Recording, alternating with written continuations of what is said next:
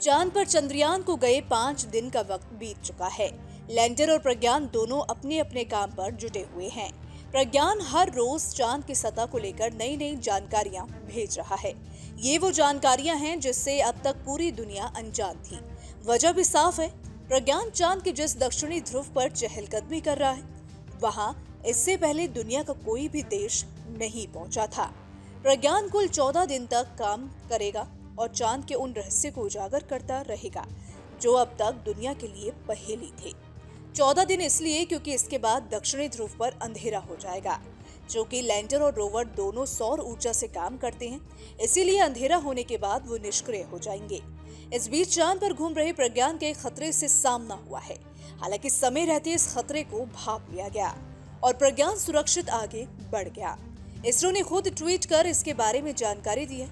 इसरो ने अपने नए ट्वीट में लिखा है, 27 अगस्त 2023 को रोवर अपनी जगह से 3 मीटर आगे चला, जहां उसे 4 मीटर डायमीटर वाला गड्ढा मिला। रोवर को तुरंत वापस लौटने का आदेश दिया गया। अब ये सुरक्षित रूप से एक नए रास्ते पर आगे बढ़ रहा है। इसरो ने अपने ट्वीट के साथ 2 तस्वीरें भी साझा की हैं। पहली तस्वीर उस क्रेटर की है जिससे प्रज्ञान का सामना हुआ था। नेविगेशन कैमरे में कैद इस तस्वीर में आप क्रेटर को साफ साफ देखकर समझ सकते हैं। 4 मीटर डायमीटर और 100 मिलीमीटर गड्ढे को देखते ही प्रज्ञान संभल गया।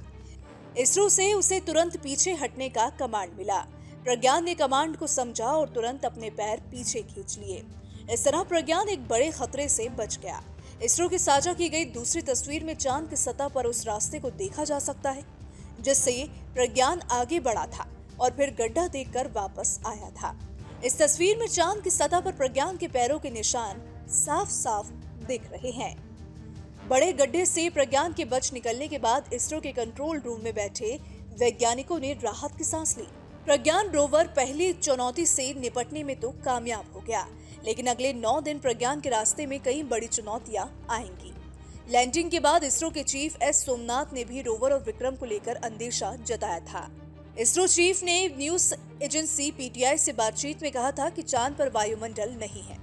ऐसे में कोई भी वस्तु चंद्रयान 3 को हिट कर सकती है या फिर उसे टक्कर मार सकती है। इसके अतिरिक्त थर्मल प्रॉब्लम और कम्युनिकेशन ब्लैकआउट की समस्या भी आ सकती है।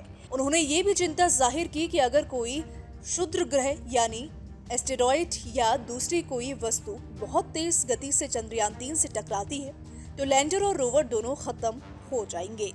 इससे पहले प्रज्ञान ने चंद्रमा की सतह के तापमान से जुड़ा एक ग्राफ रविवार को इसरो को भेजा था। ये विक्रम लैंडर पर चेस्ट पेलोड का पहला ऑब्जर्वेशन था।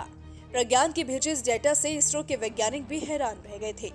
वैज्ञानिकों का अनुमान चांद की सतह पर 20 डिग्री सेल्सियस से 30 डिग्री सेल्सियस के आसपास तापमान का अनुमान था, लेकिन प्रज्ञान ने जो डेटा भेजा वो इससे बिल्कुल अलग था। चांद के दक्षिणी ध्रुव पर कहीं तापमान -10 डिग्री था तो कहीं -70 डिग्री।